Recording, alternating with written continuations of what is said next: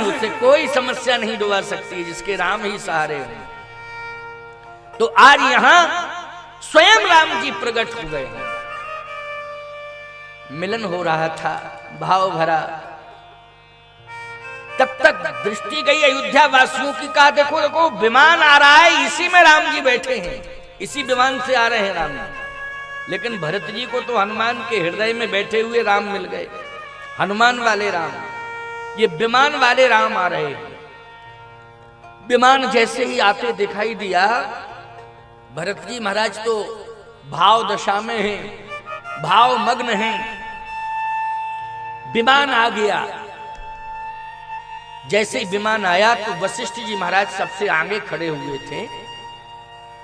विमान उतरने जैसे उतरने ही वाला था विमान, तो जो विमान में बंदर बैठे थे वो विमान उतर नहीं पाया, पहले बंदर कूद पड़े। अब बंदरों को क्या मालूम है कि कैसे उतरा जाता है, ना बैठने का तरीका बंदरों को मालूम है, ना उतरने का। विमान में कभी बैठे हो तब ना। अच्छा ईमानदारी से बताओ, प्रमाण मिलता है केवल राम जी की सेवा में ये बंदर रहे तो इनको विमान उपलब्ध हो गया?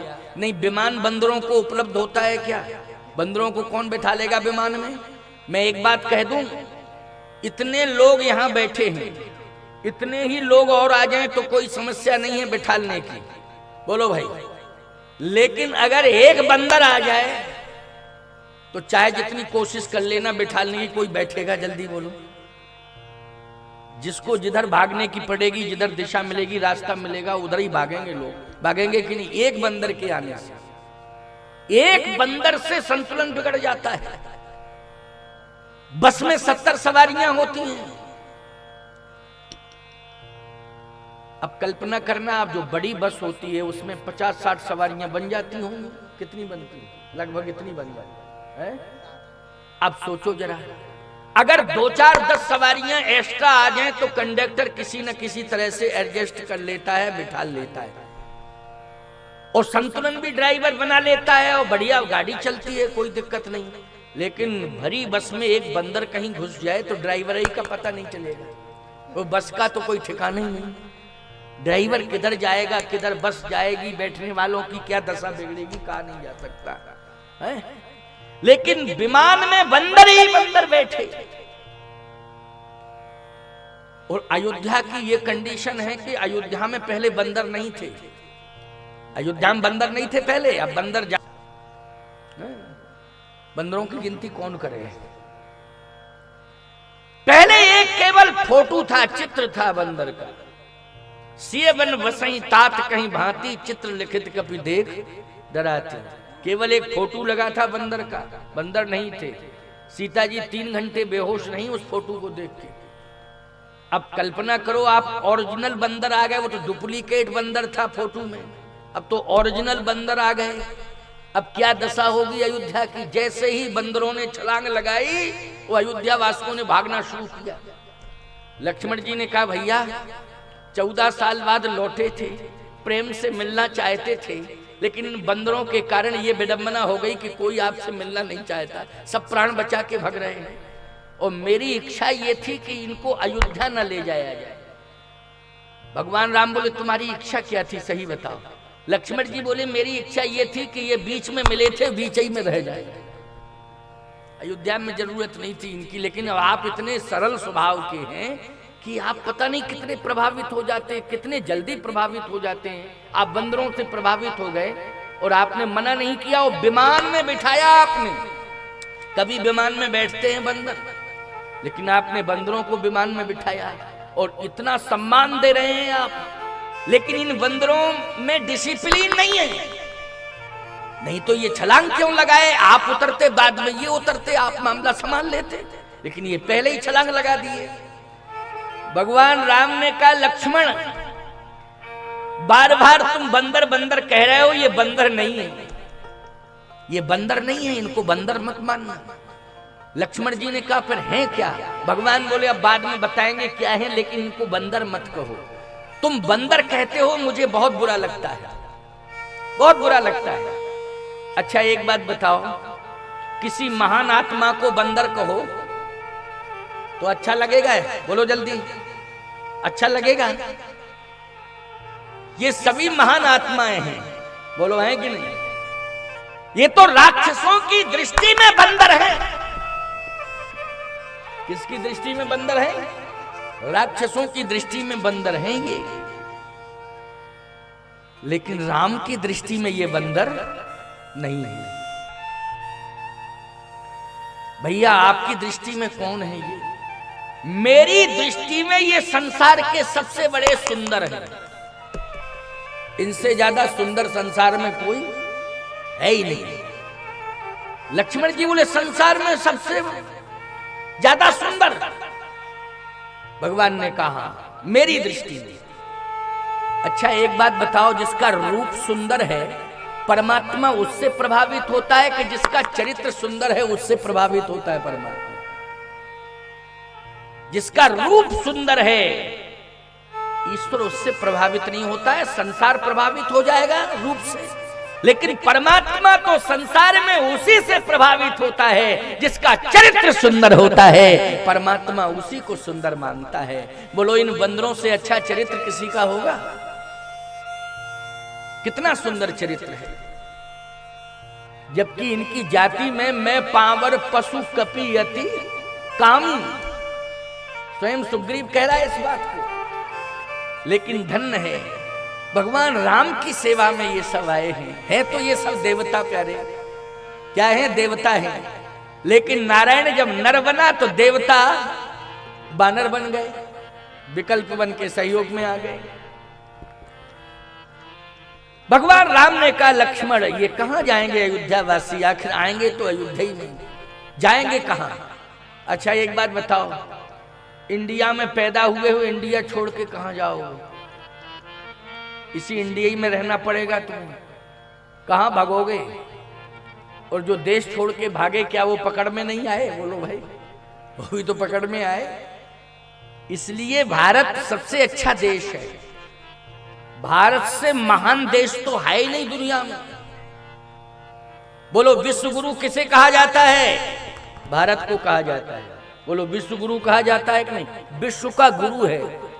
अच्छा एक बात बताओ, गुरु से महान है दुनिया में कोई? बोलो जल्दी। गुरुर ब्रह्मा गुरुर विष्णु गुरुर देवो महेश्वरः गुरुर साक्षात परब्रह्म तस्मै श्री गुरुवे नमः। गुरु विन भव निधि तरय न कोई जो विरंच शंकर सम होई। और बोलो भारत विश्व गुरु है कि नहीं?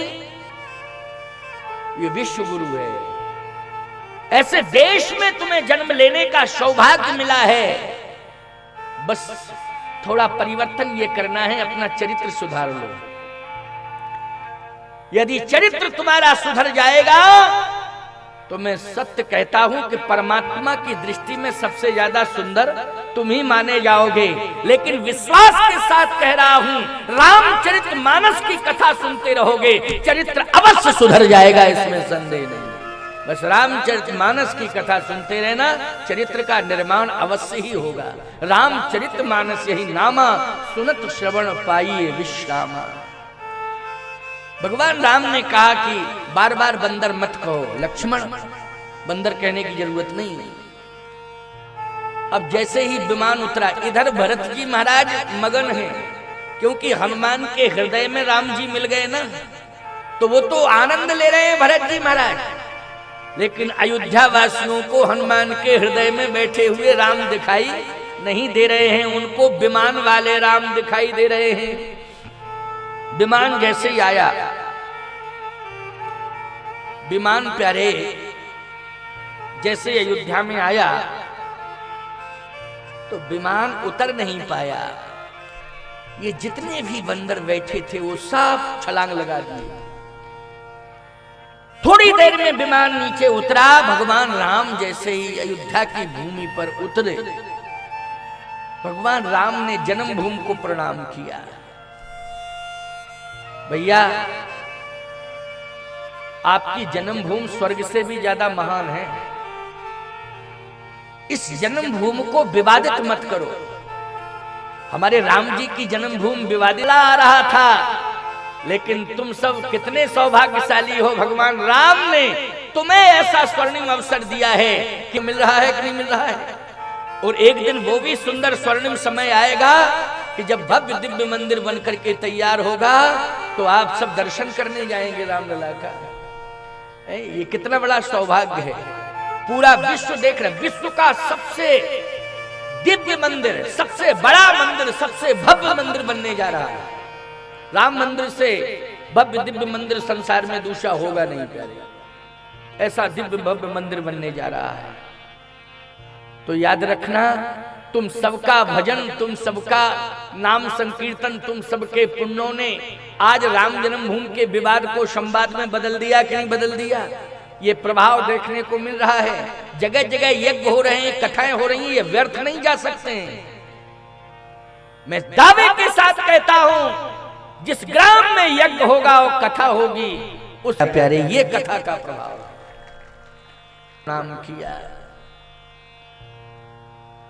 आहा, जन्मभूमि मम सुहावन, जन्मभूमि मम पुरी सुहावन, जन्मभूमि मम पुरी सुहावन, उत्तर दिश सरजू बहि पावनी, उत्तर दिश सरजू बहि पावन, उत्तर दिश सरजू बहि पावनी, उत्तर दिश सरजू बहि पावनी, उत्तर दिश सरजू बहि पावन,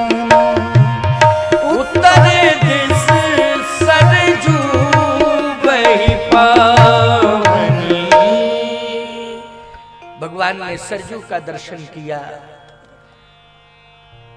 गुरुदेव भगवान सामने थे तो दौड़ पड़े राम, दौड़ पड़े गुरुदेव भगवान के श्री चरणार बिंदों में प्रणिपात करने के लिए। धाय धरे गुरु चरण सरोरुह, अनुज सहित अति पुलक तनूर। भगवान श्री राम गुरुदेव की ओर दौड़े, साष्टांग प्रणिपात किए।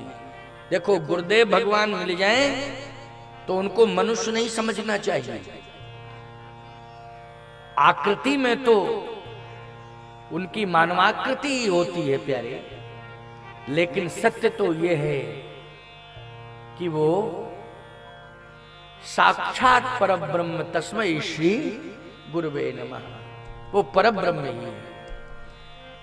आज ब्रह्म जो है सदगुरुदेव भगवान के चरणार विंदों में साष्टांग प्रणिपात कर रहा है। ये गुरु की महिमा है। धाय धरे गुरु चरण सरोरुह, ओ अनुज सहित अति पुलक तनोर। दौड़ पड़े, साष्टांग प्रणिपात किया। राम जी ने, लक्ष्मण जी गिर पड़े साष्टांग चरणों में। किशोरी जी ने अपनी मर्यादा में प्रणाम किया। जैसे ही भगवान साष्टांग प्रणिपात कर रहे थे, बंदरों ने देखा, कहा कि इतने ऋषि मुनि महात्मा मिले, लेकिन सबका सम्मान तो किया है प्रभु राम ने, लेकिन जिस प्रकार से ये मुनि महात्मा का सम्मान कर रहे हैं ऐसा तो किसी का नहीं किया। इनका विशेष सम्मान, साष्टांग प्रणिपात कर रहे हैं। इसका मतलब ये हम जानना चाहेंगे इनमें पावर क्या है। पावर, क्योंकि आजकल लोग पावर के आगे झुकते हैं ना। किसके आगे झुकते हैं? पावर के आगे झुकते हैं। वैसे झुकना कोई चाहता नहीं है, लेकिन पावर के आगे झुक जाते हैं। पावर जहां सामने आया वहां झुकना ही पड़ता है। कौन सा पावर है इनके अंदर, आज देखना है। बंदर भालू गए, कहने लगे आप अपना परिचय दो। आपका परिचय क्या है? समझ रहे हो? परिचय। वशिष्ठ जी मुस्कुरा पड़े। वशिष्ठ जी ने कहा, राम ये कौन आए हैं तुम्हारे साथ? जरा इनका परिचय तो दो। बंदर बोले हम बाद में अपना परिचय देंगे, लेकिन आप अपना परिचय दो। हमारा परिचय तो देखने से ही पता चल रहा हम है क्या। बंदर बोले हमारा परिचय तो स्पष्ट रूप से समझ में ही आ रहा है, आप अपना परिचय दो। वशिष्ठ जी मौन हो गए। भगवान राम ने कहा मैं परिचय दूंगा, तुम परिचय मत पूछो। राम जी ने कहा मैं परिचय दे रहा हूं। बंदरों ने कहा तो आप ही दे दो परिचय, ये है कौन? भगवान ने कहा ये विश्व की सबसे बड़ी ताकत है। बंदरों ने कहा विश्व की? राम जी बोले हाँ, विश्व की सबसे बड़ी ताकत है। बंदरों ने कहा विश्व की ताकत लंका में नहीं गई एक भी दिन, वो अयोध्या ही में रही विश्व की ताकत। लंका में विश्व युद्ध हुआ। अच्छा बोलो, राम रावण का युद्ध विश्व युद्ध है कि नहीं? विश्व सबसे बड़ा युद्ध हुआ है। त्रेता का सबसे बड़ा युद्ध, रामा अवतार का सबसे बड़ा युद्ध कहां हुआ है? जल्दी बोलो। लंका में हुआ है कि नहीं? द्वापर का, महाभारत काल का युद्ध, द्वापर काल का युग, द्वापर युग का युद्ध सबसे बड़ा कहां हुआ है? कुरुक्षेत्र में। बोलो हुआ कुरुक्षेत्र में कि नहीं? त्रेता का सबसे लंका में हुआ है। विश्व की सबसे बड़ी ताकत है ये, तो एक दिन आ जाते लंका में, लेकिन लंका में दिखाई नहीं दिए। पूरी ताकत अयोध्या में दिखाई दे रही है। भगवान राम ने कहा पहले सुनो, समझ तो लो ये है कौन। हाँ कौन है? राम जी कह रहे हैं गुरु वशिष्ठ, गुरु वशिष्ठ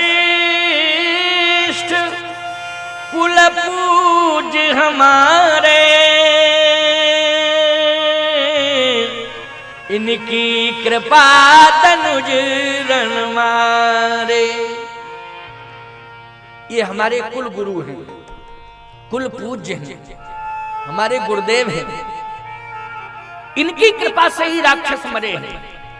ये मत मानना कि विश्व हुआ इनका कोई, इनकी कृपा से ही राक्षस मरे। बंदर बोले लंका में नहीं गए, वो यहीं से मारते रहे राक्षस, अयोध्या से। लंका में एक भी दिन नहीं गए।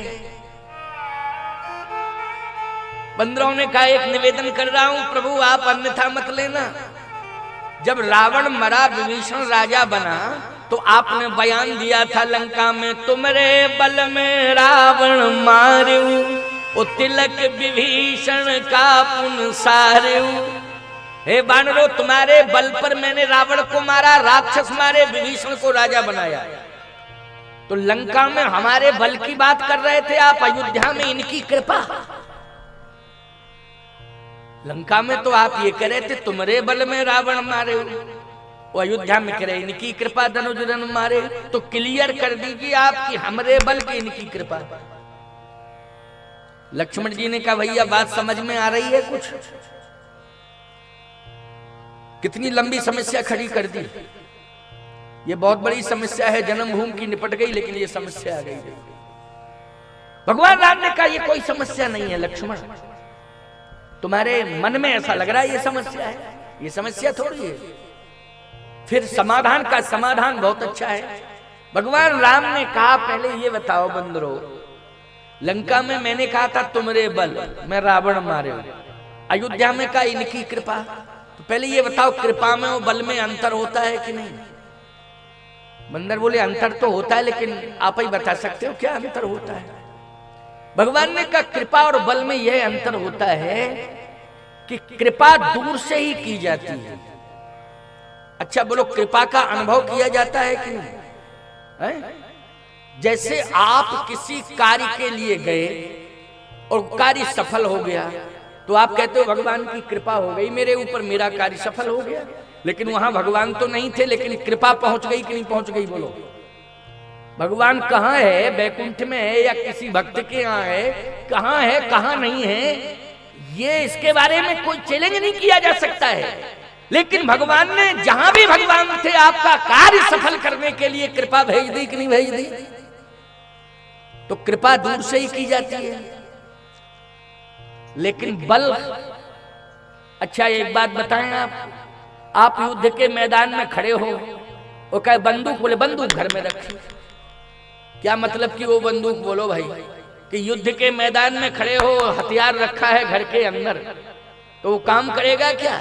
हथियार हाथ में होना चाहिए, हथियार हाथ में होना चाहिए और साथ में होना चाहिए, घर में नहीं होना चाहिए। बोलो भाई, हथियार साथ में होना चाहिए और आपके हाथ में होना चाहिए, घर में नहीं। ये शस्त्र बल का प्रतीक माना जाता है कि नहीं? किसका प्रतीक है शस्त्र? बल का प्रतीक है। एक बात बताएं, कोई पहलवान विश्व चैंपियन ही क्यों ना हो, लेकिन अगर कोई टीबी का पेशेंट है, उसके हाथ में राइफल है, और कोई विश्व चैंपियन पहलवान है, तो ईमानदारी से बताओ, विश्व चैंपियन पहलवान उस टीबी के पेशेंट के सामने सरेंडर करेगा कि नहीं करेगा? जल्दी बोलो। और नहीं करेगा तो 2 सेकंड में काजू किशमिश गायब हुआ जाता है, क्योंकि शरीर का बल नहीं है लेकिन शस्त्र का बल है। बोलो, पहलवान के पास शरीर का बल है, लेकिन उस टीबी के पेशेंट के पास किसका बल है? शस्त्र का बल है। तो शस्त्र का बल, शस्त्र जब साथ में होता है तब शस्त्र का बल होता है।